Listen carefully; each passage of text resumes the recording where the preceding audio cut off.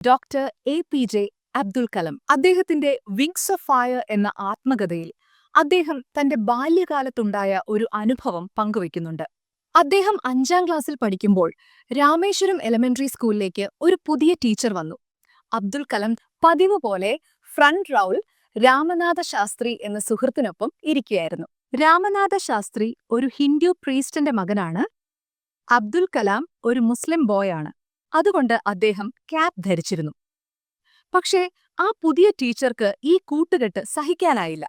അന്ന് നിലനിന്നിരുന്ന social order അഥവാ സാമൂഹിക ക്രമം പിന്തുണച്ചിരുന്ന ആ ടീച്ചർ അബ്ദുൽ കലാമിനോട് ബാക്ക് ബെഞ്ചിലേക്ക് മാറാൻ പറഞ്ഞു.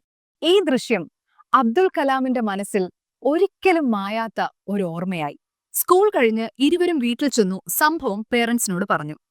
രാമനാഥ ശാസ്ത്രിയുടെ അച്ഛനായ ലക്ഷ്മണ ശാസ്ത്രി ടീച്ചറിനെ വിളിച്ചു. കുട്ടികളുടെ മുന്നിൽ വെച്ച് തന്നെ പറഞ്ഞു, കുട്ടികളുടെ മനസ്സിൽ സോഷ്യൽ ഇനീക്വാലിറ്റി അഥവാ സാമൂഹിക അസമത്വവും കമ്മ്യൂണൽ ഇൻടോളറൻസ് അഥവാ മത അസഹിഷ്ണുതയും വിതറരുത് എന്നും ഈ വാക്കുകൾ ടീച്ചറിനെ ആകെ മാറ്റി.